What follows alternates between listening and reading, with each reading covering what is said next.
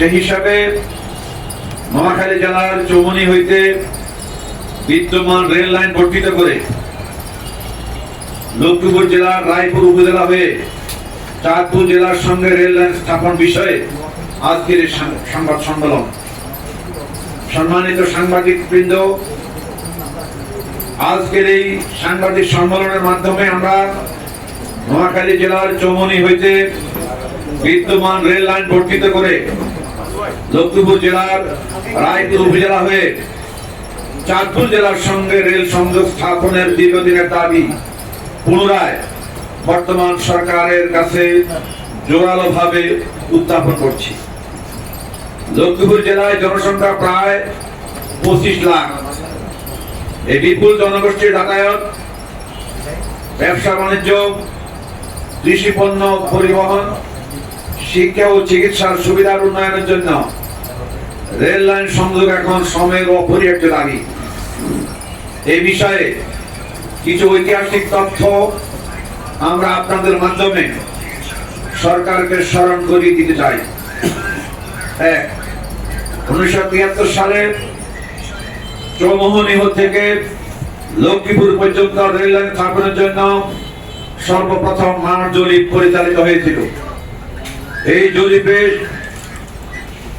জরিপ শেষে কয়েকটি সম্ভাব্য রেল স্টেশন শনাক্ত করা হয়, স্টেশনের সংখ্যাও নির্ধারণ করা হয়েছিল। পরবর্তীতে 2014 সালের 27 আগস্ট লক্ষ্মীপুরবাসীর পক্ষ থেকে রেল লাইন স্থাপনের জন্য একটি চাহিদাপত্র রেল মন্ত্রণালয়ে দাখিল করা হয়, যার 2 নম্বর জুন/মামত 2014-491। উক্ত আবেদনের প্রেক্ষিতে তৎকালীন রেলমন্ত্রী বাংলাদেশ রেলওয়ে চট্টগ্রাম পূর্বাঞ্চলীয় চেয়ারম্যানকে প্রয়োজনীয় পদক্ষেপ গ্রহণের নির্দেশনা প্রদান করেন। কিন্তু দুঃখজনকভাবে দীর্ঘ সময় পেরিয়ে গেলেও এই অঞ্চলের মানুষ আজও রেল যোগাযোগের সুবিধা থেকে বঞ্চিত হয়েছে।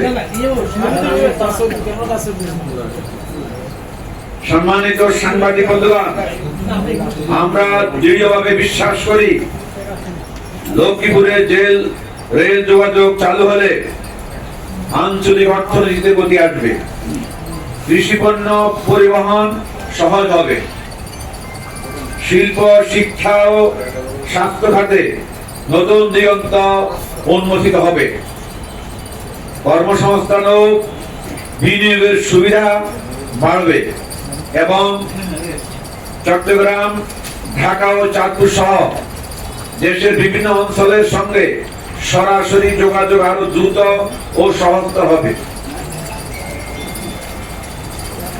অতএব আমরা মাননীয় সরকার এবং রেল মন্ত্রণালয়ের প্রতি জোর দাবি জানাচ্ছি, জনস্বার্থ বিবেচনায় অবিলম্বে চৌমনি, লক্ষ্মীপুর, রায়পুর, চাঁদপুর রেল সংযোগ বাস্তবায়নের কার্যকর উদ্যোগ গ্রহণ করা হোক।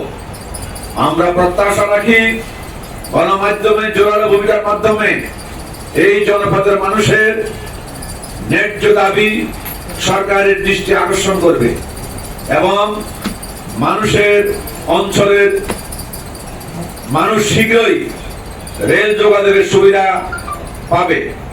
আজকের সাংবাদিক সম্মেলনে উপস্থিত হওয়ার জন্য সবাইকে আন্তরিক ধন্যবাদ এবং কৃতজ্ঞতা জানাচ্ছি। ধন্যবাদ জানাতে আমি মোহাম্মদ রুহুল আমিন ভূঁইয়া, কেন্দ্রীয় মজলিস শুরার সদস্য, আমি বাংলাদেশ জামায়াতে ইসলামী লক্ষ্মীপুর জেলা।